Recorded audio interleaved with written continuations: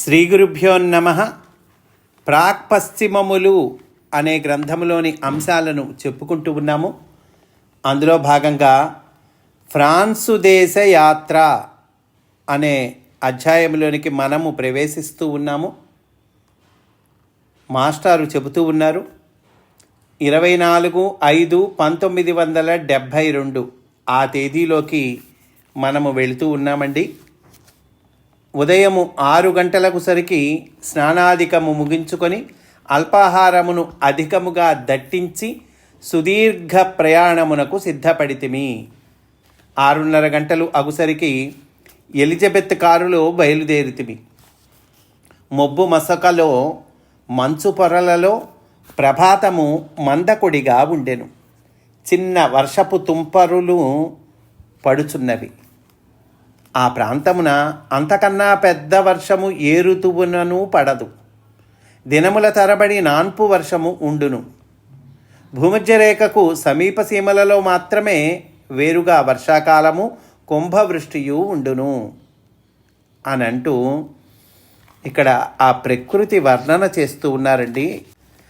అద్భుతమైన ప్రకృతి దృశ్యములండి. చక్కగా మనము విని ఆస్వాదిద్దాము. ఒక్కొక్క మారు నీరెండ పొడ, ఒక్కొక్క మారు మొబ్బులు పడుచు దట్టముగా పెరిగిన గోధుమ పచ్చిక మైదానములపై తెర తీసినట్లు దృశ్యములు మనోహరముగా ఉన్నవి. మైళ్ల తరబడి పరచిన తివాచీల వలె వ్యాపించిన గోధుమ చేలపై రంగురంగుల పిట్టలు కిలకిలారావములు చేయుచు కులుకు పరుగులు నెరపుచున్నవి. 1 గంట తరువాత నుండి దృశ్యము మారినది. ఆవరించి కొని వచ్చుచున్న కారు మొబ్బుల గాఢాంధకార గర్భములలోనికి ప్రవేశించినట్లు మా కారు దట్టమై అసూర్యం పశ్యములైన పైన్ మహారణ్యములలోనికి ప్రవేశించినది. దూరదూరము నుండి పర్వత శ్రేణుల సానువులు పైన్ మహారణ్యములతో నిండి కనిపించుచుండగా ఆ పర్వత శిఖరములు గొంగళ్ళు కప్పుకొని కూర్చున్న వృద్ధుల వలె మనసునకు తట్టుచుండెను. పర్వతముల నడిమి కనుమలలో చెరియల మడతలలో పాముతోక మెలికల బాట వెంట కారు వేగముగా ప్రయాణము చేయుచుండెను. మాతో చక్కగా కబుర్లు చెప్పుచునే ఎలిజబెత్ కారు నడుపుచుండెను. ఇరుపార్శ్వములు అంబరచుంబి వృక్ష నివహములతో వివిధ వర్ణముల అరణ్యములు కన్నుల పండువగా ఉన్నవి. లోయల దిగువ నుండి నిట్ట నిలువుగా పర్వతముల కంఠసీమల దాకా పెరిగిన సుదీర్ఘ మహావృక్షములు రథాకారములైన రాక్షసుల వలె గాలికి తలలు ఊపుచున్నవి. పైన్ వృక్షములు దేనికదే ఒక క్రమబద్ధమైన రథాకారములో పెరుగును. ఒక్కొక్క కోణము నుండి పైన్ లోయ మొత్తము మహాస్తంభముల సహస్రములపై బిగించి పెనుగాలికి ఊగుచున్న నల్ల డేరావలే కనిపించును. ఒక్కొక్క లోయలో గాలికి స్పందించుచున్న వృక్షగణముల మొత్తము లోయ యొక్క ఉచ్ఛ్వాస నిశ్వాసముల వలె తోచెను. కొంత దూరము పోయిన వెనుక మరి ఒక విధమైన ఆశ్చర్యకరమైన దృశ్యములు కనిపించెను. మా బాటకు ఎడమ ప్రక్కను అడుగు కనపడని ఏమియూ వర్తింపని పాతాళ కుహరమ వంటి అగాధము, దాని ప్రక్కన ప్రాకుచున్న పాముతోక వలె మేము ప్రయాణము చేయుచున్న కారు బాట ఉన్నది.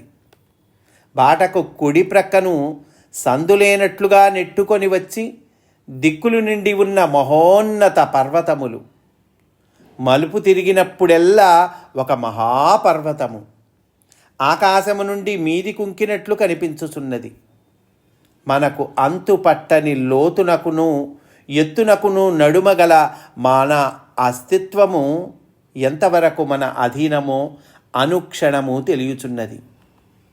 కారు వేగము కూడా దేహము యొక్క వయస్సు వలె మన అధీనము కాదని, దానిలో మనముండి ప్రయాణము చేయుచుంటుమని గోచరించుచు అప్రయత్న నిర్లిప్తత నిర్భీతి స్పృశించుచున్నవి. కనుకనే యాత్రలు చేయుట, ప్రకృతి చిత్రములను పుణ్యక్షేత్రములుగా దర్శించుట ఎందులకో గమనింపుమని వర్మను హెచ్చరించుచూ వ్యాఖ్యానించి తిని. అట్టి దృశ్యములు గోచరించినప్పుడెల్లా తన ప్రయత్నముతో, క్రమశిక్షణతో, విద్యాభ్యాసముతో సంబంధము లేని విస్తృతి అనుభూతి జీవునకు కలుగును. ఈ వాక్యం మళ్ళొక్కసారి చెప్పుకుందామండి. ఇట్లాంటి అద్భుతమైన ప్రకృతి దృశ్యములు ఇవి గోచరించినప్పుడు ఏమవుతుంది?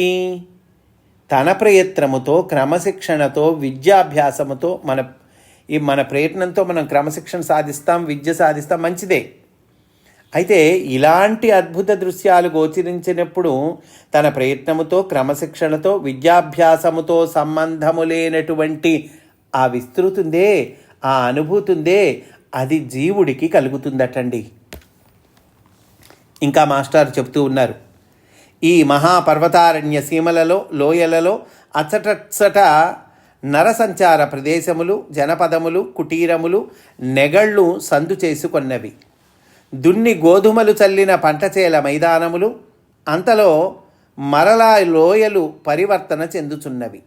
నరసంచారము, ఆకుపచ్చని చెట్లు కనిపించిన తావులందెల్లా చిన్న చిన్న జల్లుల వర్ష బిందువులు పడుట వలన కదలుచున్న ఆకులతో మైదానము, చిన్న చిన్న అప్సరసల గుంపుల నాట్యములను ఎండపడలోని ఇంద్రధనస్సుల తెరలలో నుండి ప్రదర్శించుచున్నది.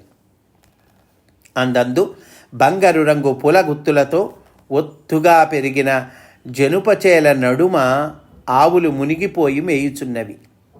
అచ్చటి ఆవులు పిల్ల ఏనుగులంత ఉండును. జనుపచేల సీమాంతములలో బంతి, చేమంతి జాతులతో చుట్టరికము గల పాశ్చాత్య పుష్పముల శ్రేణులు తలలు ఊగుచున్నవి. ఇంతలో కొన్ని కొండల వెన్నులపై ఎండపొడ పడి పులకింపజేయుచున్నది. ఆ ఎండలో గగన భిత్తికలపై పయనించుచున్న పిట్టలు పులులు వీపులకు పైన ఎగురుచున్నట్లు కనిపించుచుండెను. ఆకస్మిక మేఘావరణము, చీకటి, వానజల్లు, జిల్లుమని తాకు చలి, అంతటిలో ఎండపొడ, వెచ్చదనము క్రమ ప్రవృత్తములై కాలమను భిల్లపురంధ్రి మెడలో అలంకరించిన నల్లపూసల పగడముల పేరుల వలె ముచ్చటగొలిపెను. పాలబుడగవలే గుండ్రని దేహములతో ఆవులు మందయానము చేయుచుండగా దూడలు ఎగసి దుముకుచున్నవి. కారు సవ్వడికి దూడలు చెల్లాచెదురై దిక్కులకు దుమికి వెనుదిరిగి దూకుచున్నవి. ఈ ప్రకృతి సంపద, గ్రామ్య మనోహర దృశ్యములు నడుమ నడుమ ఆకస్మికముగా అదృశ్యములై చిన్న నగరములు, పారిశ్రామిక కేంద్రములు, నింగిలోనికి గుర్చినట్లున్న ఫ్యాక్టరీల గొట్టములు ఆ పొగ గోచరించుచున్నవి. మేము అనేక నగరములను దాటి అరణ్యసీమను అధిగమించి మరలా పూర్తిగా నరలోకమునకు దిగివచ్చితిమి. బెల్జియం దాటి ఆల్స్ పర్వత శ్రేణుల గుండా ప్రయాణము చేసి మధ్యాహ్నమగుసరికి ఫ్రాన్స్ సరిహద్దులలోనికి ప్రవేశించితిమి. 40 మైళ్ళ దూరము ఆక్రమించిన ఉక్కు కర్మాగారముల పారిశ్రామిక నగరముల శ్రేణిలో ప్రయాణము చేసితిమి. కొండకును ఇనుప దూలములు బిగించి మెడలు వంచినట్లు నిర్మించిన వంతెనలు, లిఫ్టుదారులు, తీగలపై ప్రయాణము చేయు వాహనముల దారులు చూచుచు వాని దిగువ లోత్రోవలలో సాగిపోవుచుంటిమి.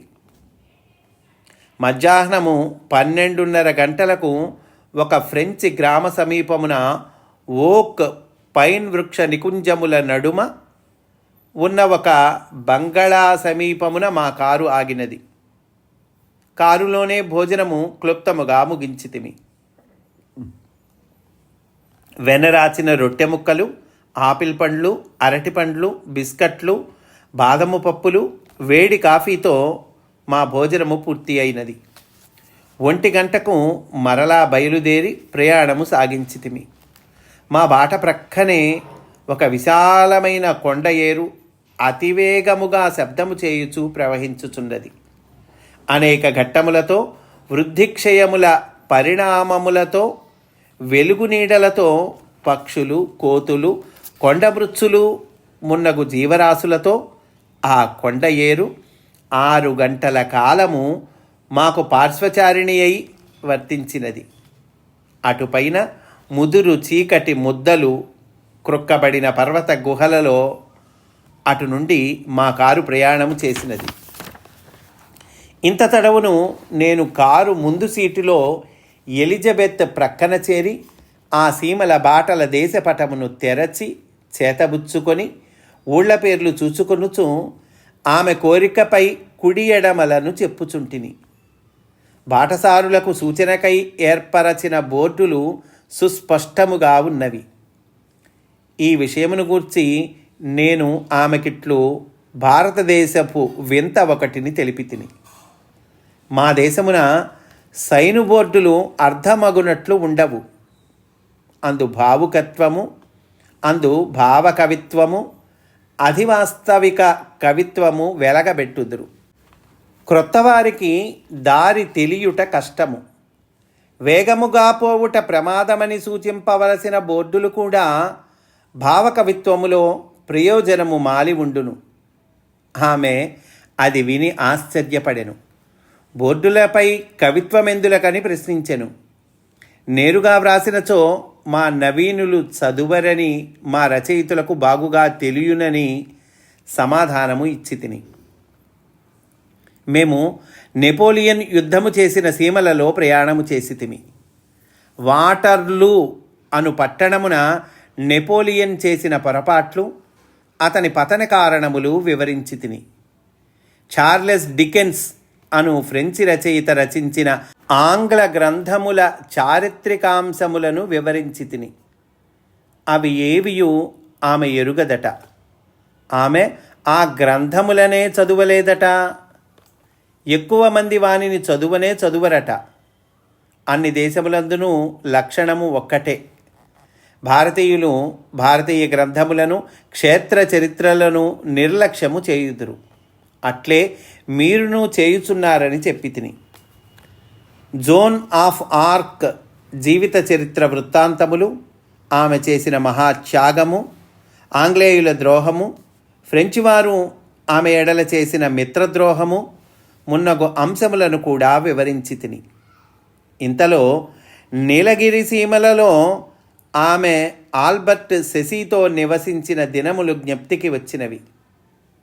ఆ కాలమున 1963 నేను వారి ఆశ్రమమున నివసించుట, వారు నా ఎడల చూపిన ఆదరము, మా దినచర్య సన్నివేశములు మున్నగు వానిని గూర్చి ముచ్చటించి తిని. ఆమె కన్నులు అశ్రుపూరితములైనవి. పాపం కళ్ళ నీళ్లు పెట్టుకున్నదటండి. ఇప్పుడు మేము గమనించుచున్న గ్రామములన్నీ 2వ ప్రపంచ మహాసంగ్రామమున హిట్లరు నియంతృత్వమున నాజీ సైన్యములు విధ్వంసమునర్చిన ప్రదేశములు. వారు గ్రామములలో చొరబడి ఆబాల గోపాలమును వేటాడిరి. పౌరులు అనుదిన యుద్ధ సన్నాహములు తప్పనిసరి అయి జీవించిరి.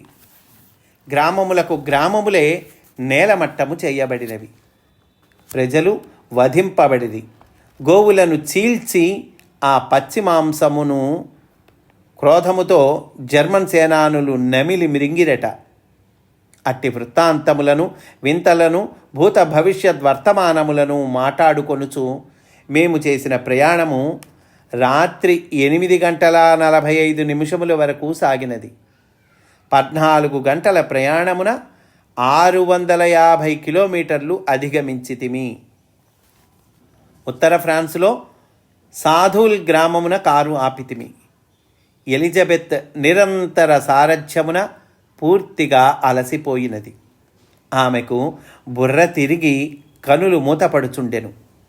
ఆ గ్రామమున ఒక చిన్న హోటలు ఇన్ ఉన్నది. దాని ఆవరణలో చెట్టు క్రింద మా కారు ఆగినది. హోటలు నడుపుచున్న కుటుంబము వారు, భార్య, భర్త, పిల్లలు వచ్చి స్వాగతము పలికి మా కారులోని సామానులను దింపి లోనికి కొనిపోయి మేడపైనున్న 3 విశ్రాంతి గదులలో వేర్వేరుగా భద్రపరచిరి. వారందరూ ఎలిజబెత్కు సుపరిచితులు. ఆ మార్గమున ప్రయాణము చేయుచున్నప్పుడెల్లా ఆమె అచ్చట నాగి రాత్రి విశ్రాంతి తీసుకొని మరునాడు బయలుదేరును. బాత్రూంలో సుఖముగా వేడి నీటి స్నానము చేసితిమి. చలి ఎముకలను వణికించుచున్నది. 9:30 లోపున వేడి పదార్థములతో భోజనములను వడ్డించిరి. ఉడికిన బంగాళాదుంప, తోటకూర, ఏవో కాయలు, దుంపలు, రొట్టె, ఆపులు పండ్లు, ముద్ద ఖర్జూరము, కాఫీతో మా భోజనములు పూర్తి అయినవి. ఎవరి గదిలోనికి వారు ప్రవేశించి తలుపులు మూసుకొనబోవుచుండగా హోటలు యజమాని కుమార్తె వచ్చి గదులలో చలిమంటకై గ్యాస్ స్టవ్ యంత్రము వెలిగించుకొను విధానమును నేర్పి వెడలిపోయినది. ఎలిజబెత్ తన గదిలో నిద్రించెను. వర్మ, నేను నా గదిలో కూర్చుండగా వర్మకు మానవజాతులను గూర్చియు మనువు కార్యక్రమమును గూర్చియు కొన్ని నియమములు గోచరించి ఆకస్మికమైన ఆసుధారగా డైరీ రచన సాగెను. ఆ ధార తెల్లవారుజాము 4 గంటల వరకు సాగినది. అటుపైన మేము నిద్రించితిమి. నిద్రవచ్చులోపున విశాఖపట్టణమున రైల్వే కాలనీలో రాజుగారి భార్య ఆరోగ్యమును గూర్చి నాకు గుర్తుకు వచ్చినది. ప్రేయరు ఇచ్చి నిద్రించి తిని అంటూ ఉన్నారండి మాస్టారు. ఈరోజు ఇక్కడితో పూర్తి చేసుకుందాము. రేపు ఫ్రాన్స్ దేశ విషయములు అనే అంశంలోనికి రేపు ప్రవేశిద్దాము అని సవినయంగా మనవి చేసుకుంటూ స్వస్తి. వాసుదేవ.